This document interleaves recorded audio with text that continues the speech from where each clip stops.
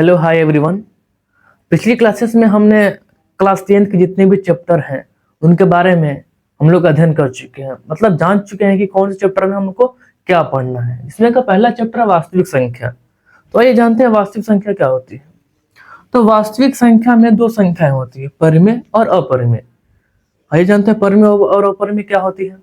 परिमेय संख्या जिसे हम p बटा क्यू के रूप में लिख सकते हैं, मतलब p बटा क्यू यानी 1/2 में लिख सकते हैं। और जहाँ q जो है होता है वो जीरो नहीं हो सकता, मतलब q जीरो के बराबर नहीं हो सकता है। और अपरिमेय आता है। अपरिमेय में क्या होता है कि इसे हम p बटा क्यू के रूप में नहीं लिख सकते हैं, p बटा क्यू के रूप में इसको नहीं लिख सकते हैं। और इसकी संख्याएं जो है वो अधिकतम रूट में आती है, ठीक। और इसका कोई भी अंत नहीं होता, मतलब इसको जितना भी सॉल्व कीजिएगा ये संख्या कभी रुकती नहीं है, ठीक।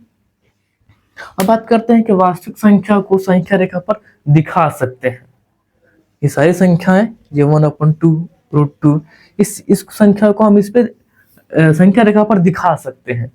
1/2 ये 1 और 2 के बीच में आएगा, जहां पे √2 भी इसके बीच में आएगा। √3 देख लेते हैं हम, ये 1 और 3 के बीच में ही आएगा।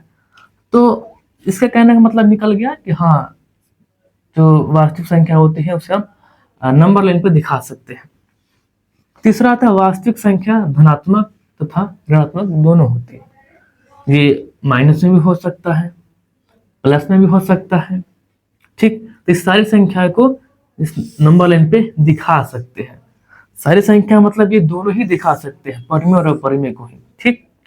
और आगे चलते हैं, देखते हैं इसमें एक और शक और रूल होता है, आइए उसको देखते हैं। तो आगे आने के बाद से हम देखते हैं इसमें एक परिमेय मिलता है जिसका नाम है अंकगणित की आधार परिमेय, ठीक। ये परिमेय क्या कहता है कि प्रत्येक भाज्य संख्या को अभाज्य संख्या को एक गुणनफल के रूप में व्यक्त यानी गुणनखंडित किया जा सकता है।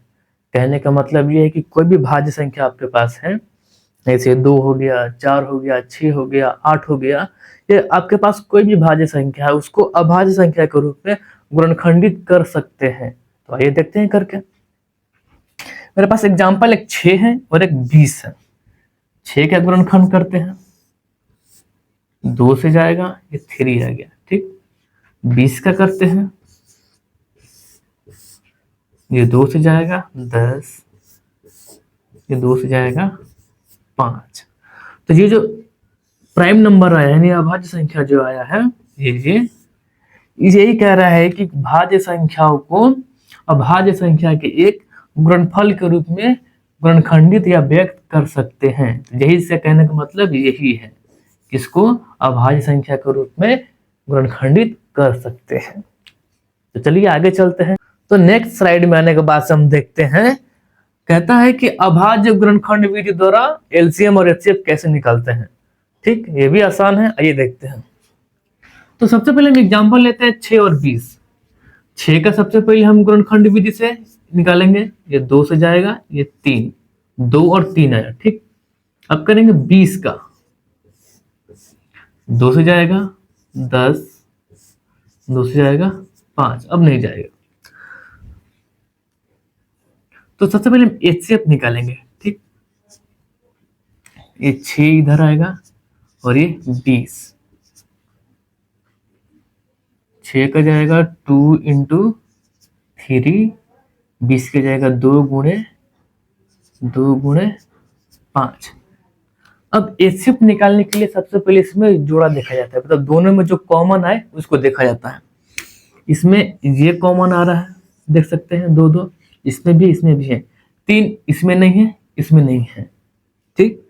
तो एचसीएफ हमारा हो जाएगा, जो दोनों में पेयर होगा वही लिखा जाएगा, ठीक, वही उसका एचसीएफ होगा। तो ये बस 2 हो गया, मतलब इसका एचसीएफ जो है वो 2 होगा। अब एलसीएम आते हैं। एलसीएम में देखा जाता है कि सबसे ज्यादा पावर किसका है, ठीक। इसे यहाँ पे 2 है तो यहाँ पे 2 का पावर ज्यादा है, ठीक। और इसके पावर 1 है, इसके पावर भी 1 है। मतलब क्या है कि एलसीएम में देखा जाता है कि जो जिसका ज्यादा पावर होगा उसी को लिया जाता है पहले, ठीक। तो इस दोनों में 2 हो गया, इस पे 1 है, इस पे 5 है, ठीक। इसका एलसीएम हो जाएगा, ये हो जाएगा 4, ये 12, 12, 12 5 60, इसका एलसीएम हो गया आपका 60। तो कंफ्यूजन नहीं होना, मतलब क्या है कि एचसीएफ में देखा जाता है कि दोनों का गुणनखंड निकालने के बाद से जिसमें जो कॉमन होगा, जैसे 2 इसमें मिल रहा है 2 इसमें मिल रहा है, अगर 3 यहाँ पे 3 अगर यहाँ पे भी होता तो ये भी कॉमन हो जाता।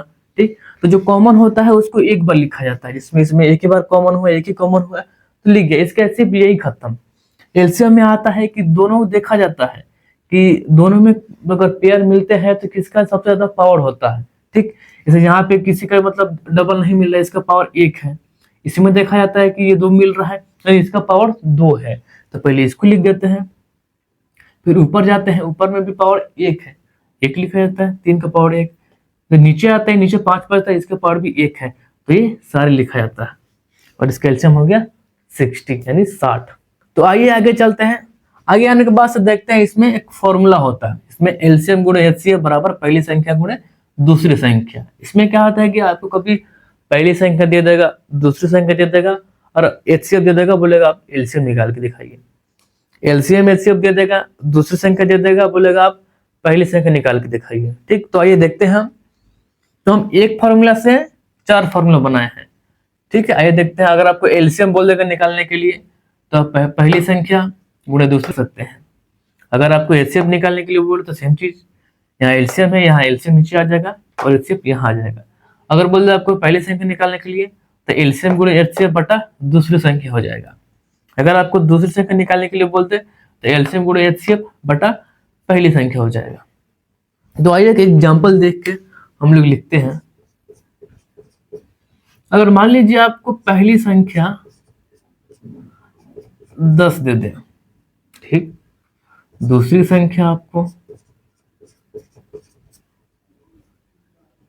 आपको 4 दे दे, एचसीएफ आपको 2 दे दे, अगर पूछे आपको एलसीएम क्या होगा, कुछ नहीं कर, एलसीएम वाला फॉर्मूला लगा दीजिए। यहाँ पे क्या है, पहली संख्या यहाँ पे क्या है 10, गुणा है तो गुणा, दूसरी संख्या 4, बटा तो बटा कर देना है, एचसीएफ 2 दे दिया है तो 2 लिख देंगे, तो सॉल्व कर देंगे। ये 2 से 4 चला गया 2, ये गुणा हो जाएगा, आ गया 20, तो आपको एलसीएम हो गया 20। कितना सिंपल है। ठीक है, एक और लास्ट बच गया, आइए उसको भी देख लेते हैं। तो आइए आगे चलते हैं। आगे चलने के बाद से जो हमारे पास सामने एक प्रश्न है, वो बोर्ड के एग्जाम में हमेशा पूछता है, ये 2 नंबर में पूछेगा हमेशा। तो आइए देखते हैं क्या है। तो क्वेश्चन है कि सिद्ध करें √2 एक अपरिमेय संख्या है। आइए इसको सॉल्व करते हैं। तो ज्यादा घबराने की बात नहीं है, आराम से सॉल्व करेंगे इसको, एक एक लाइन को, एक एक स्टेप को अच्छे से समझेंगे। तो आइए सिद्ध करते हैं। तो सबसे पहले लिखेंगे हम √2 एक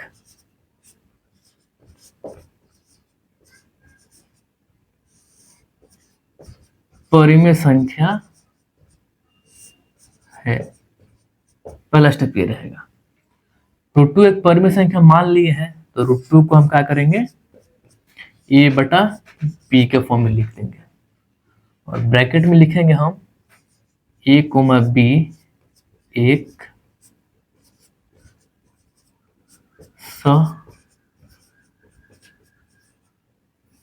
अभाज्य संख्या है।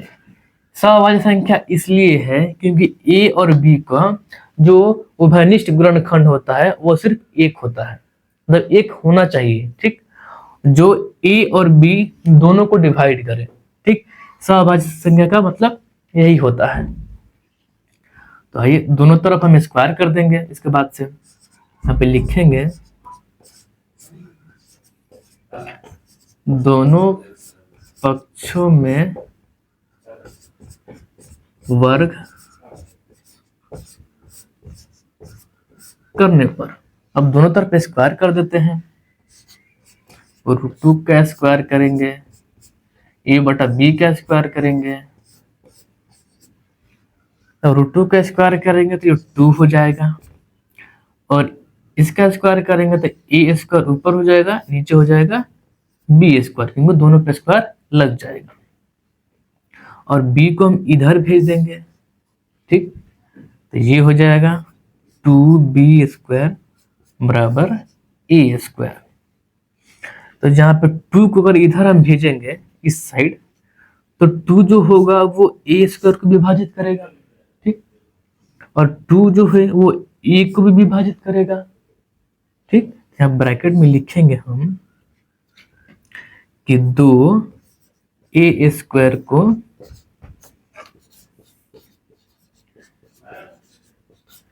विभाजित करता है तो 2 जो है वो ए को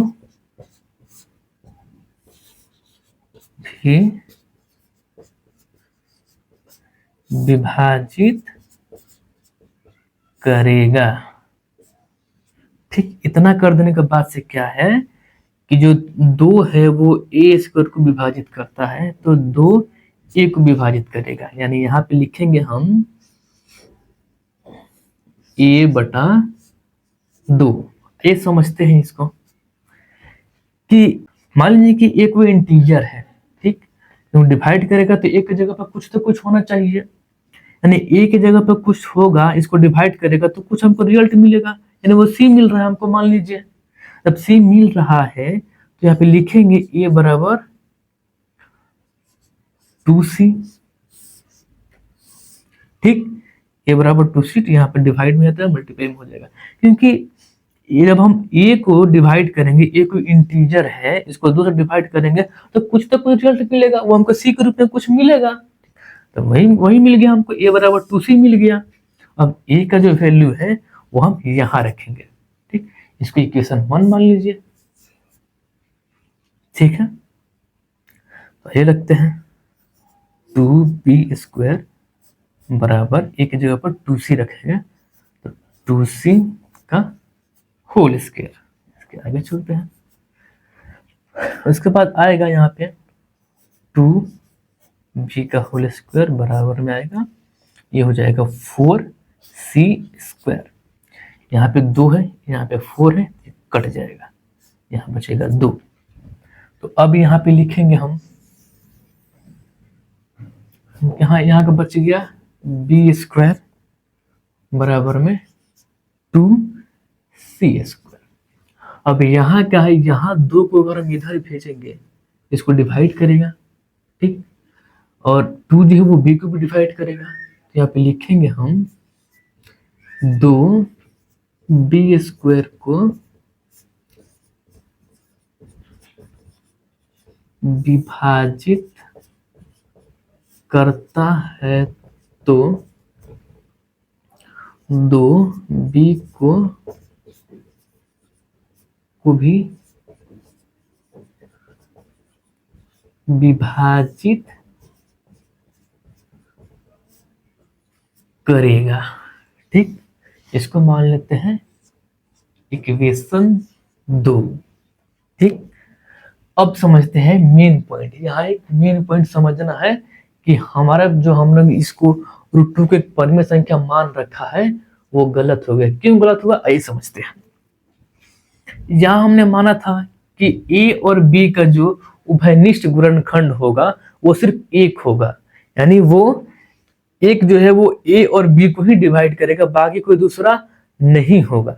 लेकिन यहाँ पे क्या होगा, इक्वेशन 1 में देखिए, ये 2 जो है वो a² को विभाजित कर रहा है और 2 a को भी डिवाइड कर रहा है, लेकिन इसको क्या चाहिए, सिर्फ एक चाहिए, इसका उभयनिष्ठ गुणनखंड सिर्फ एक होना चाहिए, लेकिन यहाँ पे 2 हो गया। 2 a को डिवाइड कर रहा है, 2 a² को डिवाइड कर रहा है। यहाँ पे वही हाल है, 2 जो है वो b² को डिवाइड कर रहा है और 2 b को भी डिवाइड कर रहा है, लेकिन यहाँ इसको चाहिए सिर्फ एक। यहाँ पे लिखेंगे समीकरण 1 और 2 से,